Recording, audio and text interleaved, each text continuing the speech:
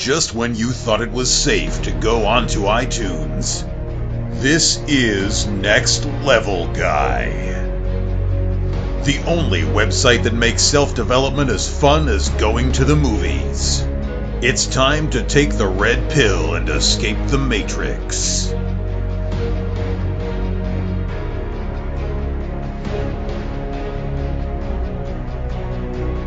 Hello and welcome to another episode of the Next Level Guy Show podcast with your host, Ian Dawson Mackay.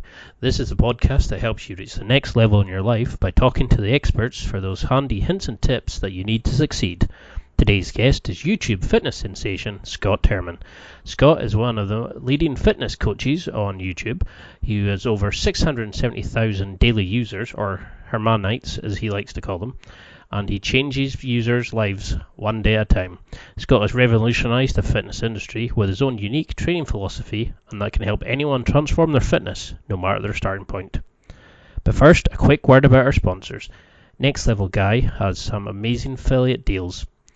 These can be found at www.nextlevelguy.com/affiliates. That's where you'll find all the special listener exclusive deals, special offers, and discount codes.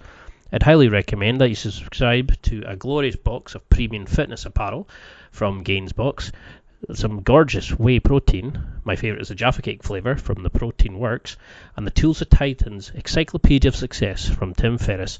All of these and more are available on the affiliates page at www.nextlevelguy.com/affiliates. And now to the interview with Scott. I hope you enjoy. Hi Scott, and thank you so much for doing this. I really appreciate it. I've been a major fan of yours for years, and for those people who are listening who haven't had the pleasure of knowing who you are, can you just tell them a little bit about yourself? How did you go from being a reality TV star to a YouTube fitness sensation? It's not the most standard career path. Yeah, I mean, my whole life has been kind of finding my path, because when I first started all this stuff, none of this even existed. There was no clear, like nowadays, if you decide you want to be a YouTuber, you already kind of know what you have to do and where you can go with it because it's already been done. But when I first started out, YouTube was still kind of in its infancy stage. Twitter wasn't even out yet. We had Facebook, but there was no clear path of how to utilize social media and YouTube to build a business. And what ended up happening was I was on the Real World TV reality show, and after that, it was the season took place in Brooklyn, and after the show ended, I moved to New York City. And to be honest, I worked in a gym my whole life. From 14 to 23, I worked in a gym. I did everything from maintenance to personal trainer, and then before I left for the show, I was actually the general manager and head of the training department in the gym that I was working in. And after being away from it for about a year and a half, because I was doing the whole, reality show thing and trying to do more with that in New York City, I just really started to miss helping people.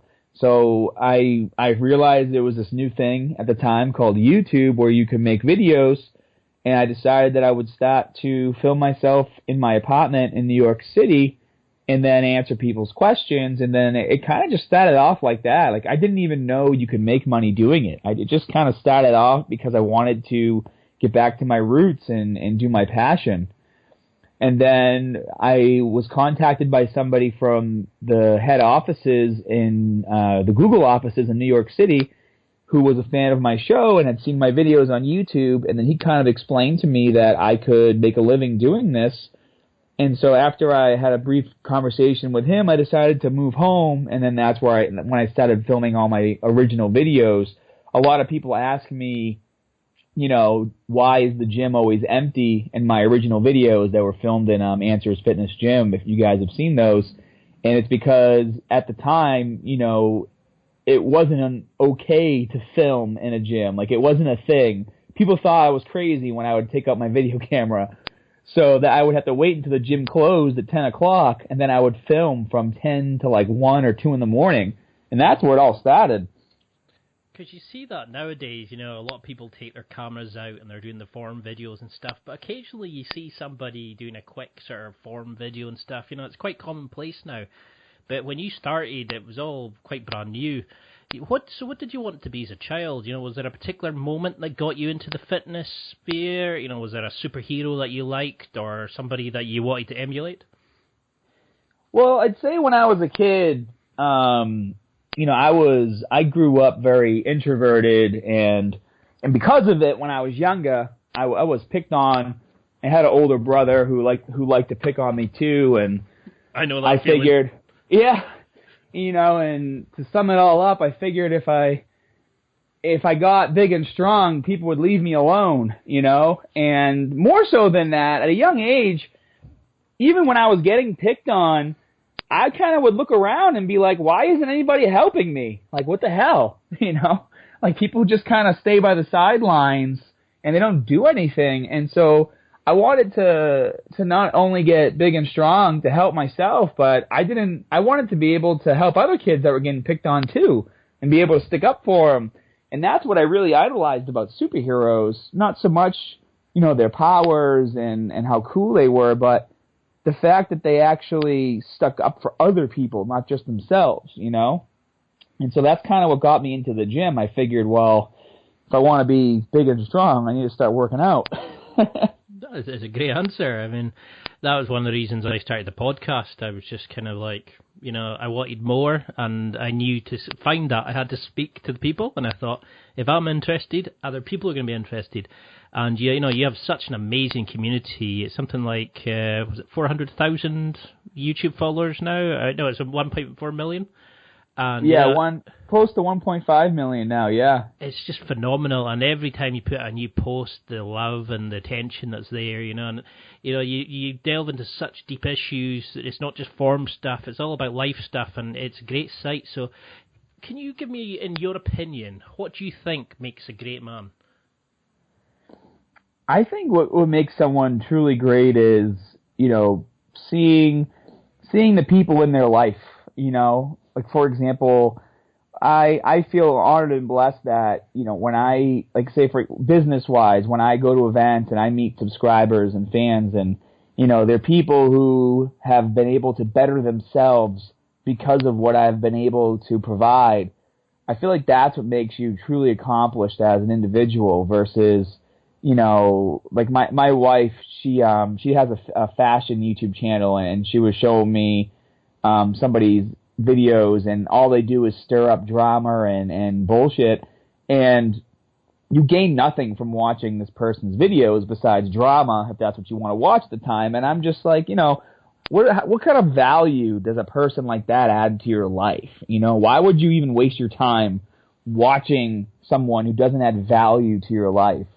And I feel like right now the world is so caught up in like drama and being in each other's business, but at the end of the day, you get a lot more appreciation when you actually, like you said, like my videos helped you out when you were younger. They got you maybe into lifting. They taught you a lot of stuff. They taught a lot of people a lot of stuff. I mean, I got people who come up to me at the shows when I do meet and greets, and some of these guys, they're twice as big as I am, but they started out watching my videos. And I just kind of say, well, it looks like the advice worked, And that's kind of what makes me feel accomplished as a man, that I've been able to share my passion and actually help people.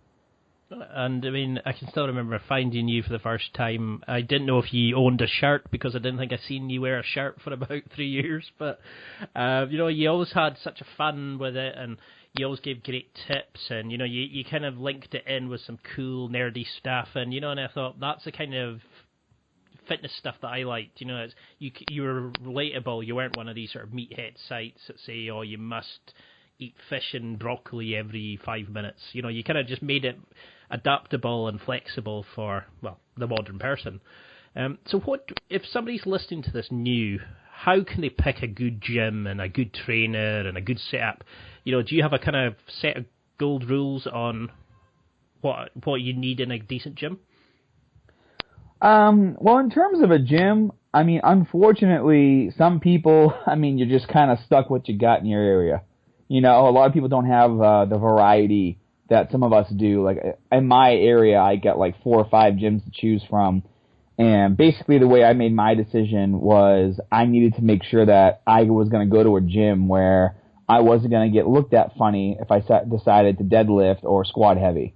Because at the end of the day, I mean, even women nowadays are starting to become a lot more hardcore, and gym chains that don't want you lifting heavy, and I don't mean grunting like, being annoying, but like if you let out a little grunt here and there, or, if a weight slams here and there by accident because you're doing a big lift, like that stuff should be okay, because those are the things that are going to push you, and motivate you to lift heavier and harder. And in my opinion, when I'm in a gym and I see other people pushing themselves as hard as they can, that's what motivates me.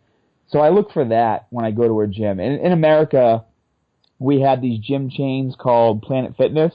Oh yeah. And they were basically they're at the corporate level. I've been told that they're basically their strategy was funnel people in as fast as they can and basically get them to the point to where they're not really making any results, which is why they would serve bagels and pizza, like, for when people left the gym. Like, hey, great workout, now eat this bagel and just not lose any weight, It's ridiculous. So you definitely want to stay away from fad gyms like that. You want to find a place where you can push yourself and the environment's great and people are nice. That should be what you're looking for. So for somebody who's pretty new to this, or maybe never set foot in a gym before but wants to start working out, really motivated by your videos, what would you recommend for them to focus on? How could they structure a program at the start, or have you got a great program that you could get them to download? Oh yeah, I mean, I got 3 full 12-week programs on my website, muscularstrength.com. And my site's awesome. I mean, my programs are, every single workout comes complete with a full video on how to do everything, photos, a PDF download, Excel downloads, monthly calendars. There's even a comment section on every video, so if you have questions, all you have to do is ask, and then I usually get on there and I answer them same day. And my site's only $8 a month, and you also get access to my custom meal plan app, which you can use on your phone. And I mean, the majority of people who use my app, they say it's like 10 times better than MyFitnessPal. It's so much easier to use, and it goes way more into detail about vitamins and minerals to make sure that you're hitting those goals too. You guys are going to love it. But similar programs I've seen that don't even have as much information, they're charging like $500 for programs, and then they're not even giving you a clear, path to go down. They don't give you any photos or any videos to show you proper form on the exercises. And unfortunately, people fall into this trap because usually the marketing is really good surrounding before you actually buy the program itself. But my site, pay $8, you get access to every single program on my site. So if you want to change it, you can just go to the next one. And then I have a 12-week push-pull legs program, which is what I recommend for beginners. It's a 12-week program. If you aren't a beginner, you can still do it. Just start off with month 2, because month 2 is where it gets a bit more intense. But this program allows you to build the solid foundation you need in order to progress with your lifts. And then by the time you get to month 2, I've boosted your intensity so that you're training everything twice a week. So it's really good. Then there's for those of you who are looking more for a traditional workout style, like a bodybuilding split where you're training everything maybe once a week, maybe you don't really care about getting too much bigger, you just want to do workouts where you're going to be able to get a nice pump and still see growth over size, but growth isn't your main concern. You more or less just want to build your muscle endurance over time. That's where the push-pull leg program comes into play. It's really good. And then for those of you who can only work out at home, that was the program I released this January. It was a full 12-week home-only workout series where you actually do all of the 15 and 20-minute workout videos in real time with me. So it's pretty cool. No, that's great value, because you see a lot of these where it's, like you're saying, £200, and it's just style over substance. It's the looks of it, and there's empty pages everywhere, and you can tell it's just been rushed through. There's no thought been put into it. And and then they give like the same generic meal plan to everyone, and it's like, how is this custom tailored? They're like, eat 4 ounces of chicken for lunch. Really? Wow, you just blew my mind with that information. You know what I mean? It's like, what does that even mean? And unless you're eating enough to sustain the muscle you have and to burn the fat, you know, you could tell someone to eat 4 ounces of chicken for lunch and have a salad for dinner and do all these different things, but like, how is that customized to your body? How is that actually helping you? You know what I mean? And do you think that's something that a program has to be? Does it have to be customized to a particular person, or are there like must-do exercises in your opinion? You know, is there things like squats and deadlifts that you have to do? Well, when I design the actual workout portions of my program, I design them with exercises that I know 99% of the people going to a gym can do. Because, like, some people try to get, like, super fancy with exercises, and there's an old saying called KISS, keep it simple, stupid. And it's like, it's so true, because you don't need to go to the gym and do 7 different variations of a bench press in order to grow your chest. Like, it's just ridiculous. You're much better working with a few variations of a bench press and then progressing with that movement to get more muscle fiber stimulation and actually see some real growth. You know what I mean? So, yes and no. I mean, there are some staple exercises, like you said, like squat, bench, and deadlift are staple exercises. And then there's loads and loads and loads of accessory work that you can do depending on what your goal is to hit. Like, for example, if you want to improve the peak of your bicep or different heads of your tricep. But that's when you get more into, like, the bodybuilding aspect of things. I mean, if you do a solid push-pull legs program, you're going to grow, and you're going to see significant muscle growth, and you're not going to have to worry about these things. You know, the only time you really need to worry about specific parts of your body is maybe you're doing a show and, you know, you're looking at yourself on stage compared to everyone else, and maybe, you know, you notice that like I said, like the peak of your bicep is lagging, or, you know, your chest is lagging a little bit at the top, or maybe your hamstrings are, you know what I mean? Then you start kind of getting into these more isolation type exercises to focus on specific movements. But by the time you get to that point, you've done enough programs to know how to make adjustments. And that's what I always tell people too. When anyone joins my site and they're doing one of my programs, if they ask a question like, hey, I want to work more on my biceps, or hey, I don't have access to this exercise, what else should I do? You can either pick your own variation and just kind of do it, or you can ask me and then I'll give you a variation. It's super simple. And I think that's the problem. There's so much information now that people just overcomplicate it. You know, it's like the 30 bench exercises, but then they think they don't need any leg exercises because they walk a lot. And, yeah. You know, so they sit there with a massive chest and the chicken legs, and it's just shocking. And you see that continuously nowadays with guys in skinny jeans and things like that. So how would you know, is there a set of physical benchmarks that you think all men should be able to do regardless of what your goal is? You know, how would you be able to determine if somebody's fit or not? You know, like, is it a minute, like such and such a speed, or is it deadlifting double your body weight or something of that kind of capacity? Well, it's hard to say because it really depends on what your overall goal is. I do think that for the average person, the number one thing you should focus on is being functional. So, for example, if you're not a competing power lifter or a competing bodybuilder, it's a really good idea for you to make sure that when you're doing your exercising, that you're able to be functional. Like, for example, for me, I obviously exercise a lot and I push myself hard, but I can still go and do adventure racing like a Tough Mudder or a Spartan race and not die halfway through. You know what I mean? It's always handy. I mean, if you can't do a pull-up, I mean, that's kind of pathetic. Like, you should be able to at least, you know, if you can bench 300 pounds but can't do one pull-up, I mean, you're going to get a lot more functional use out of a pull-up than you are out of a bench press, you know? And is that where you think men go wrong? Is it they focus on the show muscles and exercises and they forget about the functionality? Yeah, I feel like as men we always try to show off, and that kind of can hold us back. Because if you're a functional lifter, you're going to be stronger overall because you've built up muscles that don't necessarily see any work. You know what I mean? And is there something that you see, like a standard set of things in the gym that drive you crazy? Is it something a particular, trainers tend to do? Or is there things that you see, clients and things like that come to you and that drive you absolute despair? What kind of things really grind your gears when you see them getting done in a gym? So the biggest thing that bothers me is when I watch other trainers, to be honest. Not so much the people, because the people I can go help, and for the most part they'll listen to me, because they know who I am.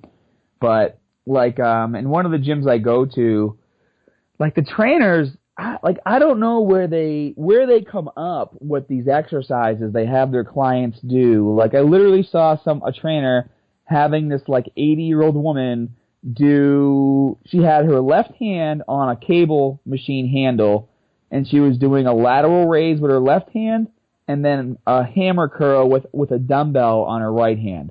And she was having her do those two movements at the same time. And I'm just looking at this, and I'm like, first of all, this woman's 80 years old. She doesn't need to be doing isolation movements. Second of all, what the hell is a lateral raise while alternating with a hammer curl in the opposite arm going to do for you? Like, I feel like trainers, they try to trick and confuse people to show them, like they'll make their clients try to balance on a Bosu ball while squatting, basically to the point to where they fall off, just to be like, oh, see, your balance is shit, so you should train with me. You know what I mean? It's like, what is going on? I've seen some real horror shows, and that's the problem with trainers as well, is, you do a couple of lessons with them, they say, here's your program, and then they go off, and then suddenly you're left on your own devices, you're not sure what to eat, you start eating crap, you stop going to the gym, and it's just a vicious circle. So then you need to go back to, and that's what I like about your site is everything's there, the meal plan, the videos, the forums, the community, the guides, you're there, and you give so much back to your community. I love how involved you are with them. So what do you think are the warning signs a person should look out for, when they're working out? How can they tell, for instance, that something's bad, something's good? How can you tell what's a good pain and a bad pain? Because, like, say if you're squatting and you get a sharp pain, in your back, it's you should know to stop. But then there's also that pain of it's just uncomfortable because you're pushing through and building the new muscle. Is there a way, how do you teach that in your clients of when to start, when to stop, if they're going to be working out on their own? Well, I feel like if you feel pain and you at the same time for a fact that you never stretch or never foam roll, then you're probably feeling pain because the tendons and muscles are tight and they need to be loosened up. You know what I mean? But if you're relatively loose and you do your warm-ups properly and you're just kind of going through the same motions you always do, you're always going to, the pain you feel should be more of a muscle ache, not like physical pain to the point to where it hurts to do the exercise versus, it hurts because the muscles are burning. There's a big difference between pain and the burning sensation in your muscles.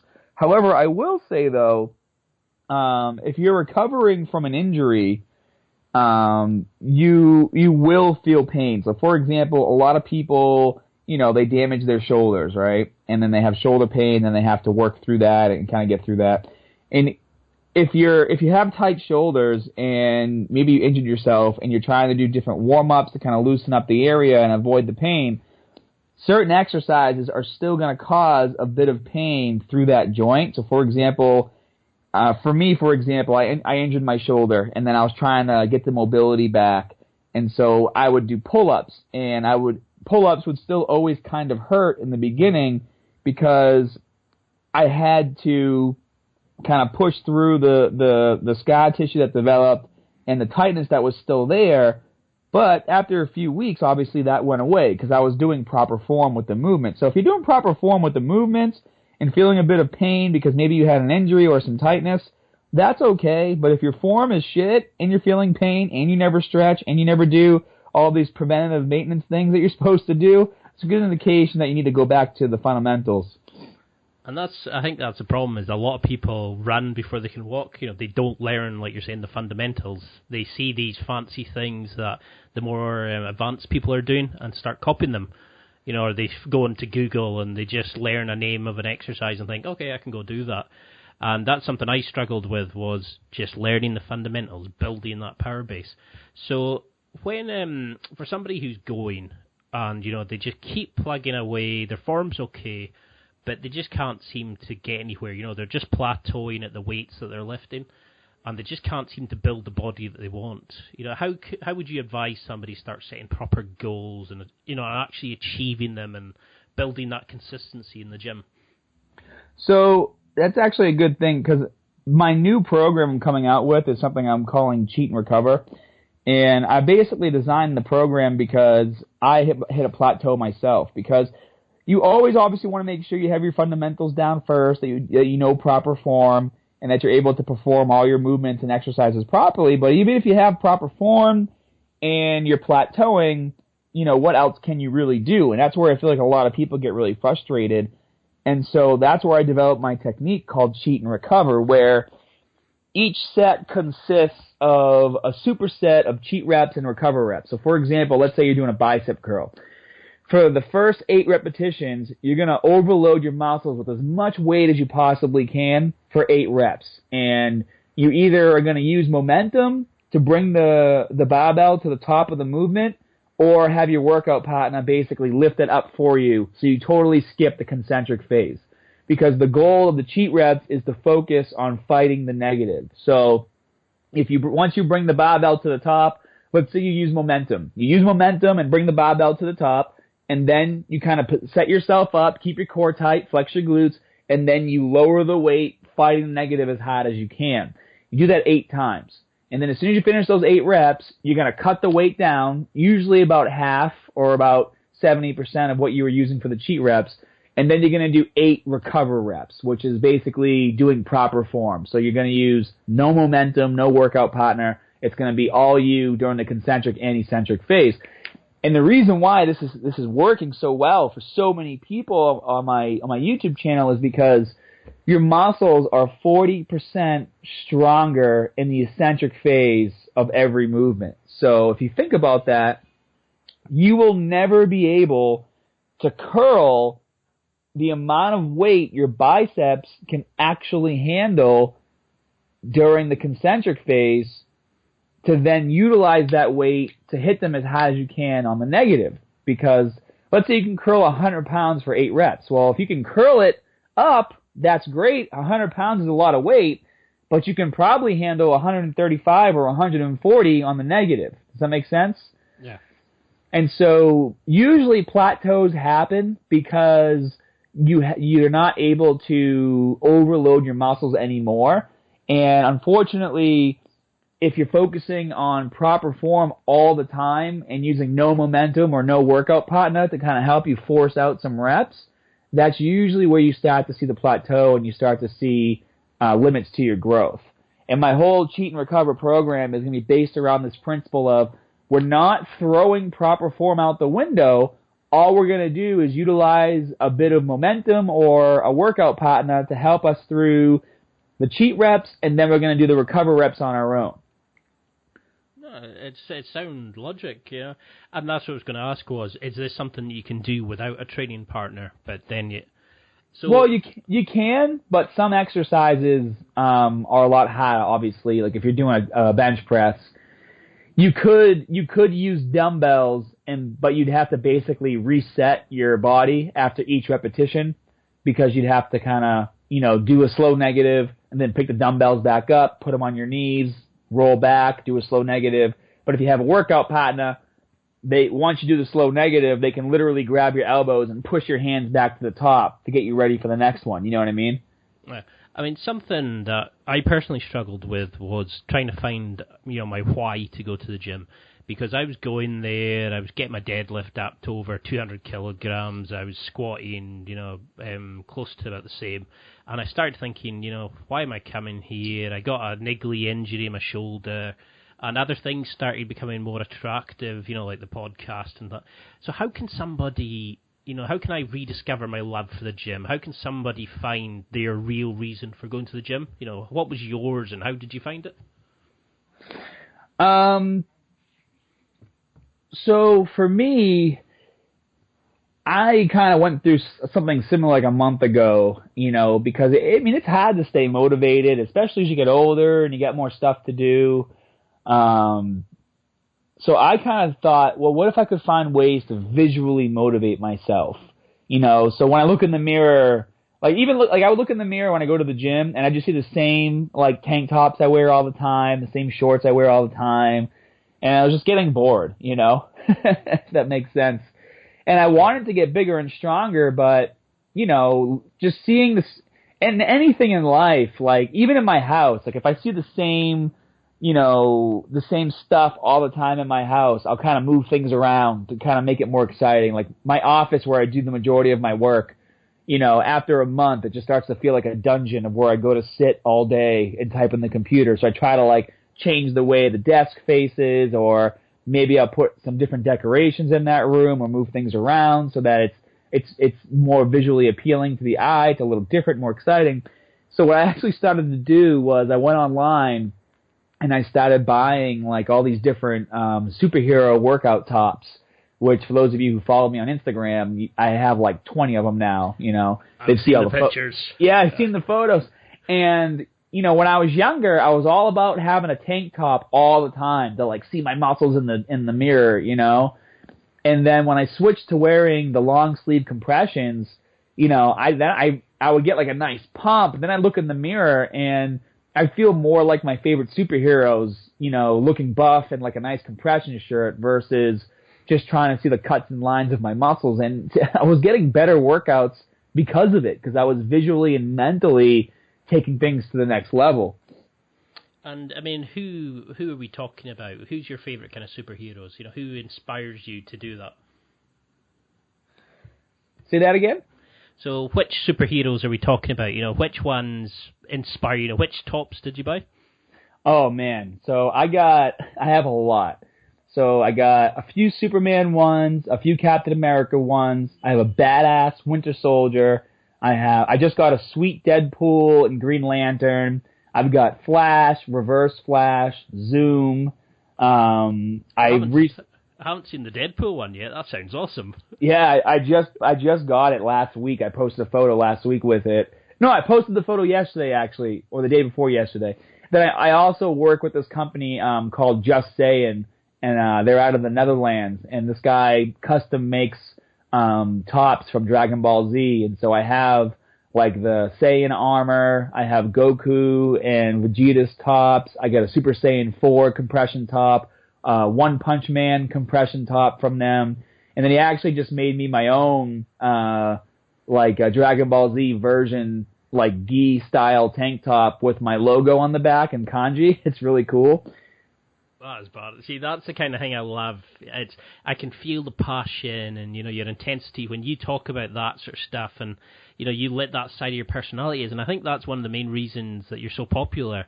So for somebody who's never found that themselves, how can they find their own one? What advice would you give to them to look inside themselves and find that? Maybe they're not into superheroes. How can they push it and find themselves? It could be as simple as taking different methods of approach. A lot of people don't take the time to really sit and think about what they want. There's a really interesting book, and there's a movie of it too called The Secret. I don't know if you've seen it or heard of it or read it before, but it basically talks about the law of attraction, and the law of attraction basically being, whether you think you can or you think you can't, you're right. That's actually a quote by Henry Ford. And basically what it comes down to is if you're constantly telling yourself you don't have the motivation, you don't have what it takes, you're not eating right, the universe doesn't know that these are things you don't want. It just knows that these are things you're thinking about. And whether you want to believe in this type of stuff or not, if you're constantly being negative about your workouts and your results and your ability to achieve them, and negative shit is constantly happening to you, then you have no choice but to believe it's probably the reason. You know, you got to be positive. And what I like to do, because I live just such a fast-paced lifestyle with all the things I have going on, is just kind of sit outside and get a notebook. Not even a computer. Just get a notebook and just kind of write down what my goals are, what I want to accomplish, what I want to achieve. You know, maybe I write down starting tomorrow, I'm going to wake up at 7 a.m. and I'm going to have a healthy breakfast of, you know, oatmeal with protein, a banana, and make sure I drink at least 6 glasses of water for the day, you know, and then that's a goal that I've written down and I've made materialized in my life. I've materialized this goal by writing it down and seeing it. And then I write down, I'm going to go to the gym every day after work, and I'm going to make sure I'm there for at least an hour, you know, getting as much done as I can with the program that I'm following. You know, maybe I won't lift as heavy as I'd like because my workouts have been suffering, but I'm going to push myself as hard as I can on every set and know that my goal is to get into the gym and push myself, not, you know, bench 300 pounds like maybe I did when I was younger. Because I feel like most people that lose motivation, it's as we get older, and then we go to the gym and we're not able to do what we used to do because we haven't done it for a while, and that's like the most demotivating factor that happens to a lot of people,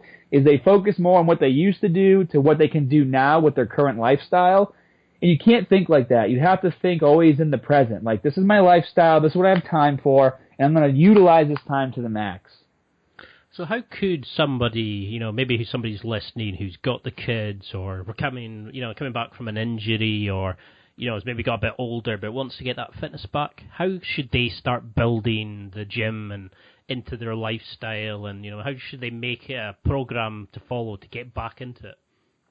Well, that's why I have most of these people start with my push-pull legs program, because it's basically it's a 5-day-a-week program, but it's only 3 workout days in the actual gym, and then it goes basically push A on Monday, then there's a 15-minute circuit you can do at home for Tuesday, and then there's pull A on Wednesday, and then another circuit, and then legs A on Friday. You know, you obviously don't have to do it Monday, Wednesday, Friday if you don't have that time, but I feel like especially in the beginning, if you're able to work out your entire body in just 3 days, that's perfect for most beginners.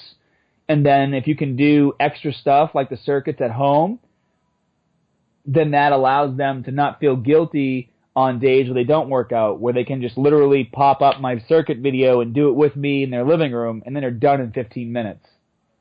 And is that a body weight kind of circuit video, or do you need any equipment? You know, is there any excuses anybody could have? No, you know, not at all. Not at all. It's all body weight, or if anything, 5-pound dumbbells. You know, and anybody can find things in their house that's 5 pounds they can put in their hands if they need them.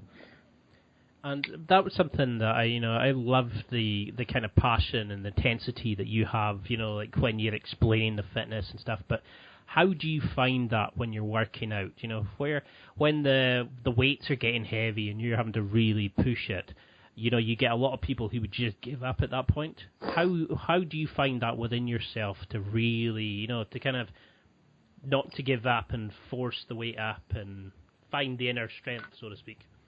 It's usually where the yelling comes in, you know? I'm like, let's do this shit.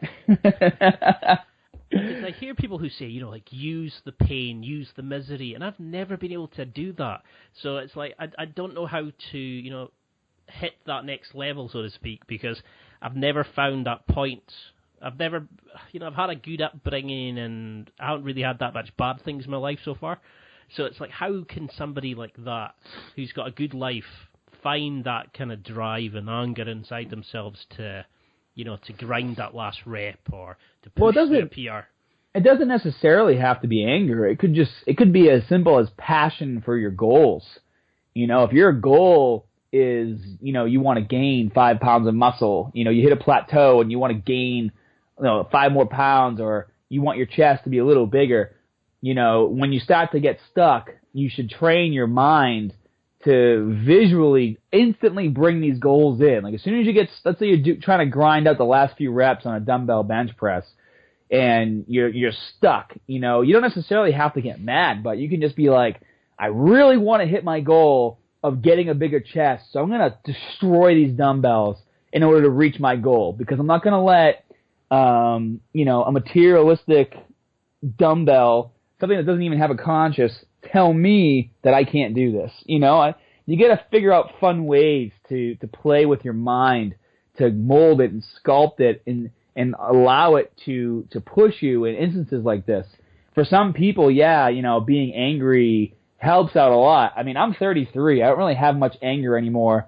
To me, it's just like the excitement of the like the pump and like the blood like flowing to the area. That kind of gets me more excited than any amount of anger does, But I also watch a lot of anime, and there's a lot of emotion involved when they power up. So I'm kind of more like that, where it's like the emotion inside of knowing I can push myself to get bigger and stronger is what pushes me to get bigger and stronger versus, me being upset that someone called me gay on a YouTube video or something stupid like that.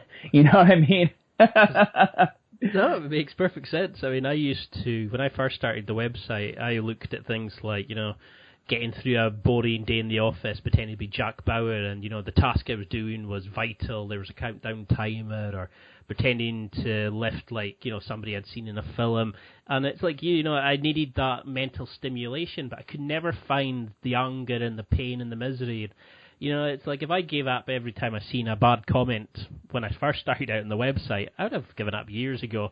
But I enjoy the website building, and I need to find that for the gym. And I think that's, the tips you've given are really going to help a lot of people, because we don't all come from an angry place. We're not all an Eminem soundtrack, and you give the fan into working out again.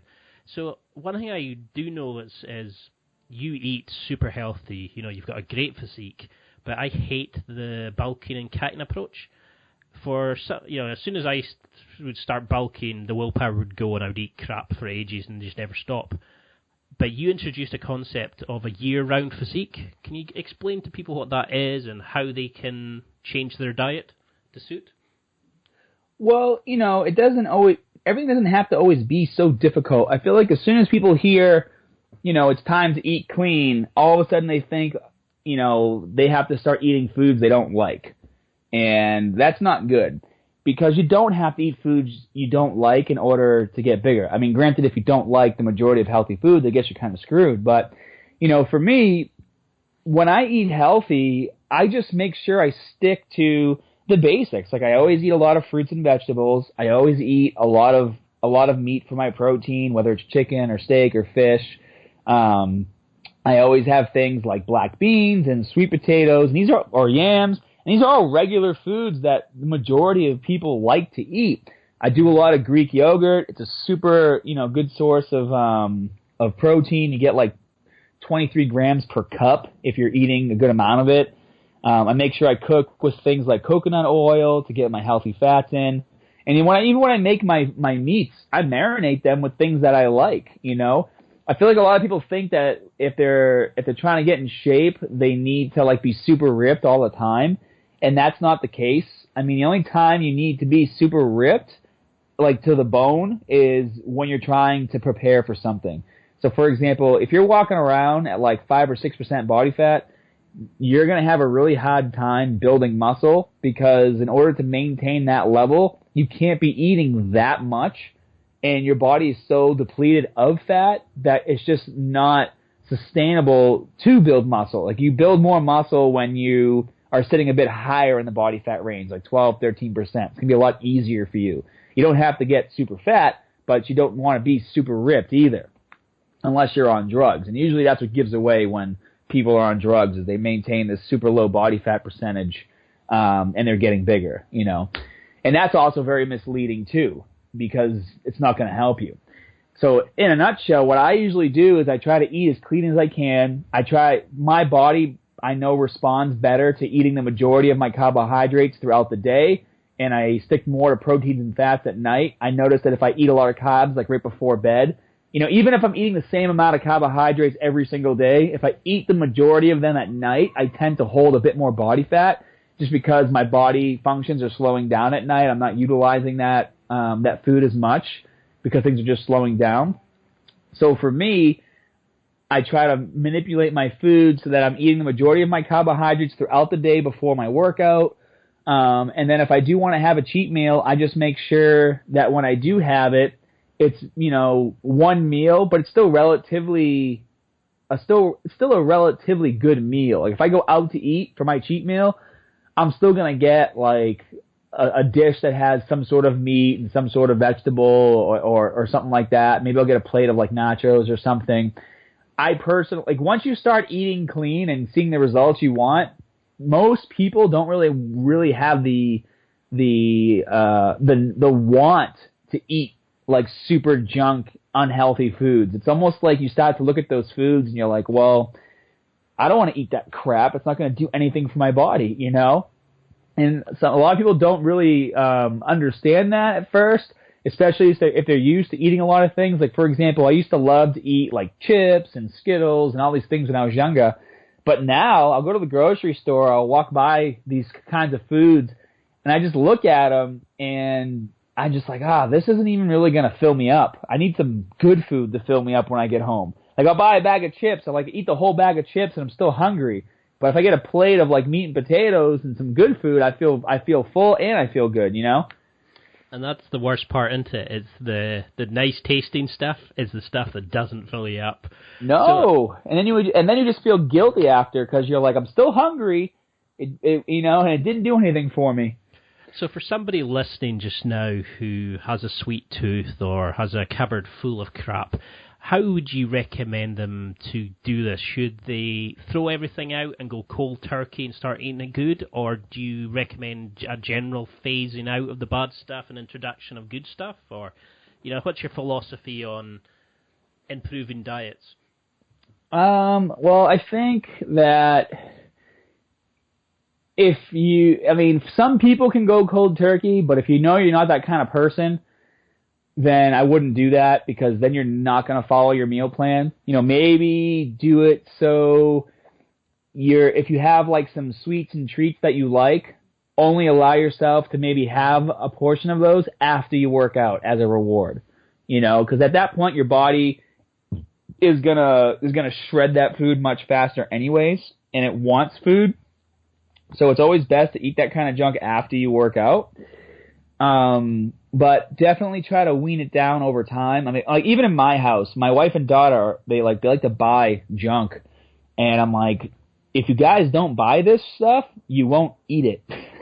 So stop buying it. There's the kids' principle again. Keep it simple, stupid, And so do you think that there's no such thing as you can't improve, Is it ever too late to get into shape? Oh, not at all. It's never too late. It's only too late when you're dead. And, so why do you think people go to they must be on steroids when they see somebody, who's in a great shape? Why are we so bitter and jealous of others? Why don't, modern men see that as inspiration, Because I see in a lot of comments, that's the only negative side of comments I see about people with you is they say, he must be on steroids. Because you've been working out since you're, 12 years old? And you put in some amazing effort. But there's that area of men who are jealous of you, and rather than using you as an inspiration, they look at it as a negative thing. How can people avoid that, that sad, comparing, jealous aspect of it?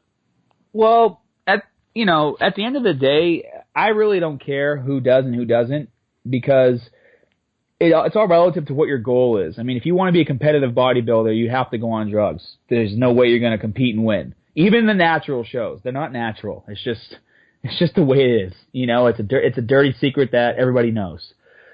So the only time where even I get vocal about these things is when the people who are doing, taking drugs and competing or whatever, and then they're claiming that they're natural. That's when I get pissed off, because then, the people watching those videos, they get this misconception of what's achievable. And usually the people that aren't natural, then they give diet advice and workout advice. It's advice that's not going to work for someone who is natural, because they don't have that missing ingredient that puts their testosterone levels to over 4,000 to 5,000 nanograms per deciliter. You know what I mean? It's a big difference. So, Yeah. even when it comes to eating, these people try to say things like, oh, as long as it fits your macros, you can eat it. Well, if you're natural, it's not really so much the case because you still got to worry about your vitamins and minerals. So what I like to tell people is, it doesn't matter to me because you can still eat right and train hard whether you're taking drugs or not. It's just don't start going down this road of telling people that you're natural and misleading them to believe that they can look like you following your advice, and it's not going to work. Because then what usually happens is those people end up quitting.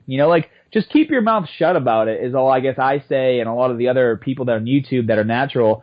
That's basically the consensus from all of us is like, listen, give your advice, but don't put yourself in league with us for people who actually do work hard without the use of drugs and say that you're one of us and that your advice works just as much as ours does for natural people, I guess is the main thing. No, it's a good message, and I'm fed up of seeing that with people who they want to bitch and moan about other people, and rather than congratulate you on your success, they would rather say, they would rather give themselves an excuse to come out of it, rather than push themselves to get that themselves. They would say, oh no, it's got to be cheating. There's no way you can do that, and it lets them sit in their bubble and not have to, go outside their comfort zone. So we're moving towards the sort of final part of the interview because I've got another sort of 3 pages of questions. I could sit and speak to you all day, but I know we're pushed for time. So we're going to move into an area more about yourself because there's so much I could ask you about fitness, but I want to find out more about you. So what I like to do is called the fast break questions, and I just throw out some questions, and you just throw back whatever's in your mind. So how has fitness changed your life? Has it helped you get laid, meet girls, job prospects and things like that? Do you ever wish you'd done something else?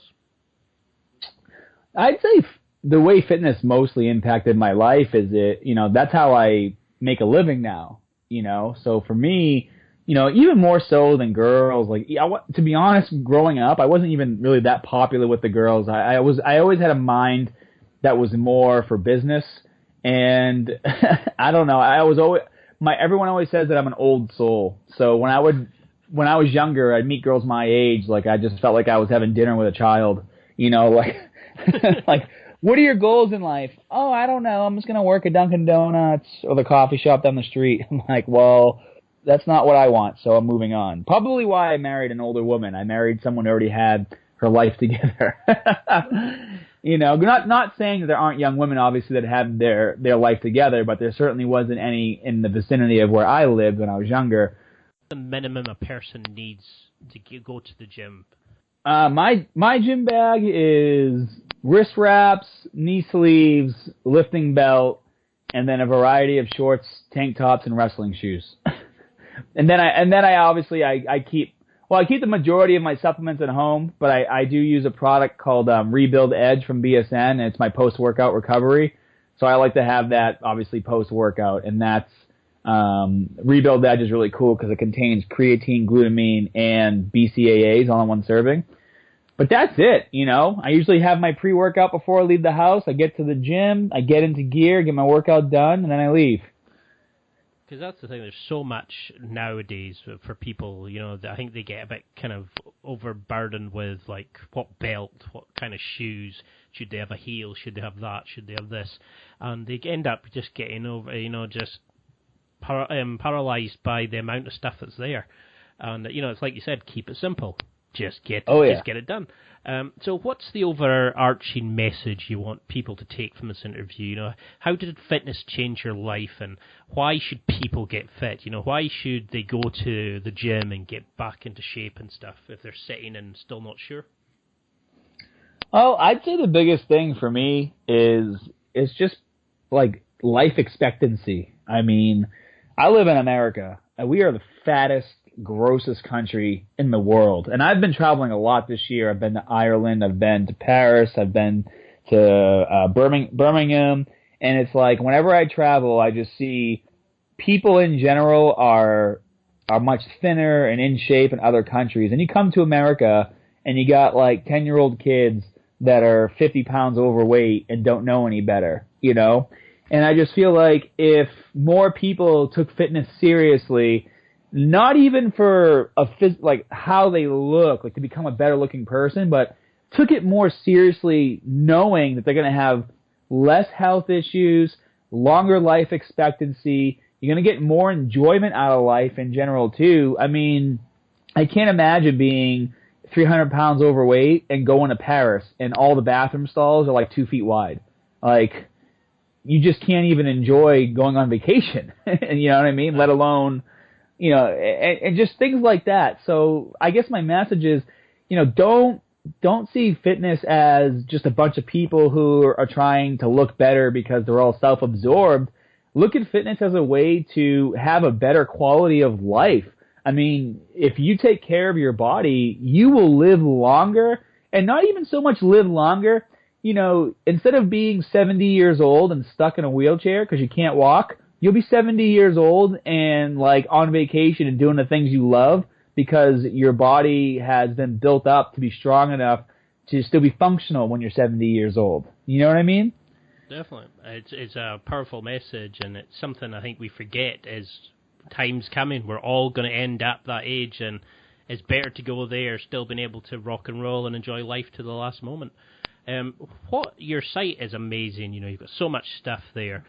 What would you want people to listening? You've built up a new fan base from this. Where should they go on your site? What should they check out first? Well, definitely make a profile, and then you can sign up for 1 month free with the promo code FREEFITNESS, all one word. And then as soon as you log in, you can make it, because it's basically a social media site where you can make a profile, you can make friends with people, have a forum section where you can ask questions. But once you log in and make a profile, head over to the programs section and start checking out some of the programs I mentioned earlier. I got a 12-week push-pull legs, 12-week bodybuilding split, at-home fat loss. And pick one that best suits your needs and get started with that. And then you can also immediately start using my custom meal plan app, whether you use it on your phone from downloading my app, Muscular Strength, which is in the App Store, or you access it directly from the website on your computer.